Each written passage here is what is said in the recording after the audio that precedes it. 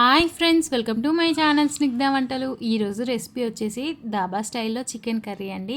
చపాతీ, పుల్కా, అన్నంలోకి దేంట్లోకైనా చాలా టేస్టీగా ఉంటుంది.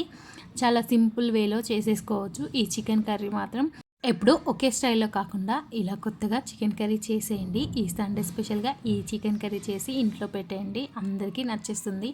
టేస్ట్ చాలా బాగుంటుందండి. దీనికోసం అయితే ప్యాన్ పెట్టేసుకొని 2.5 టేబుల్ స్పూన్ల వరకు ఆయిల్ని వేసేసుకోవాలి. ఇలా మనం ఆయిల్ వేసేసుకున్న తర్వాత ఇప్పుడు ఇందులోనే 1 టీ స్పూన్ వరకు నెయ్యిని వేసేసుకోండి. మనకి నెయ్యి వేయడం వల్ల కర్రీ టేస్ట్ అనేది చాలా బాగుంటుంది. ఇలా నెయ్యి మొత్తం కరిగిన తర్వాత ఇప్పుడు ఇందులోనే హోల్ బిర్యానీ మసాలా అయితే వేసేసుకోండి. నేను చూపిస్తున్న ఈ బిర్యానీ మసాలా అయితే వేసేసుకోవాలి.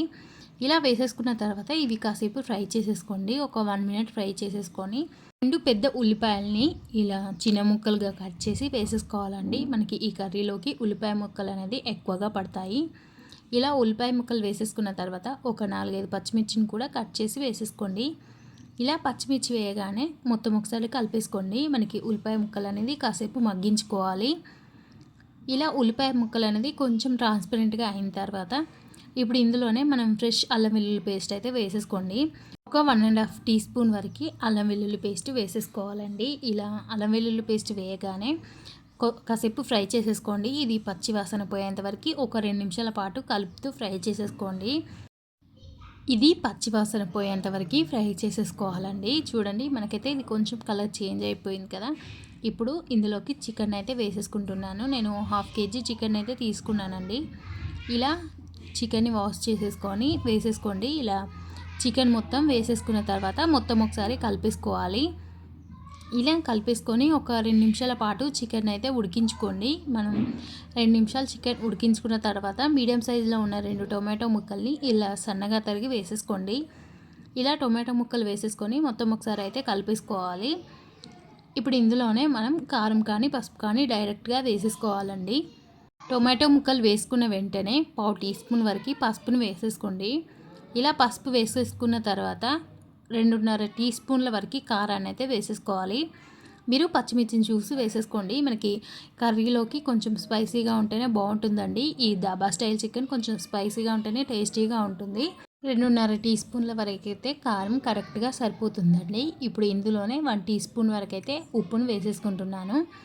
ఇలా ఉప్పు వేసేసుకున్న తర్వాత 1 టీ స్పూన్ వరకు గరం మసాలా లేదంటే చికెన్ మసాలా ఏది అవైలబుల్ ఉంటే అది వేసేసుకోండి. ఇలా స్పైసెస్ మొత్తం వేసేసుకున్న తర్వాత మొత్తం ఒకసారి కలిపేసుకోండి. మనం ఈ కర్రీలోకి ఎక్స్ట్రా వాటర్ ఏం యాడ్ చేయనవసరం లేదండి.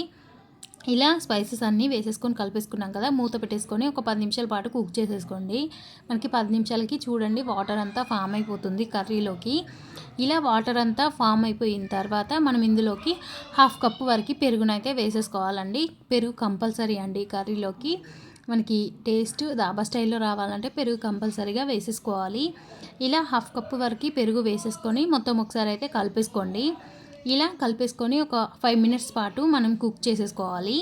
ఇలా కొత్తిమీరని కొంచెం వేసేసుకొని ఒక 5 నిమిషాల పాటు కుక్ చేసేసుకోండి. మనకి 5 మినిట్స్కి కర్రీ అనేది కొంచెం థిక్ కన్సిస్టెన్సీలోకి వచ్చేస్తుంది. ఇలా 5 నిమిషాలు కుక్ చేసేసుకున్న తర్వాత ఫైనల్గా కొంచెం కసూరి మేతిని అయితే వేసేసుకోవాలండి. ఇలా కసూరి మేతి వేసేసుకొని మొత్తం ఒకసారి కలిపేసుకోండి. మీకు ఫైనల్గా కొత్తిమీర, పుదీనా ఏదైనా వేసేసుకోవచ్చు. నేను కొంచెం కొత్తిమీరని వేసేసుకొని స్టవ్ అయితే ఆఫ్ చేసేస్తున్నాను. మనకి ధాబా స్టైల్లో చికెన్ కర్రీ అయితే రెడీ అయిపోయింది. టేస్ట్ చాలా బాగుందండి. బగారా రైస్లోకి చాలా టేస్టీగా ఉంది. తప్పకుండా ఈ రెసిపీని ఈ సండే రోజు ట్రై చేయండి. ఈ వీడియో నచ్చితే లైక్ చేయండి, షేర్ చేయండి, అలాగే నా ఛానల్ని సబ్స్క్రైబ్ చేయండి. Thank you for watching Snigdha వంటలు.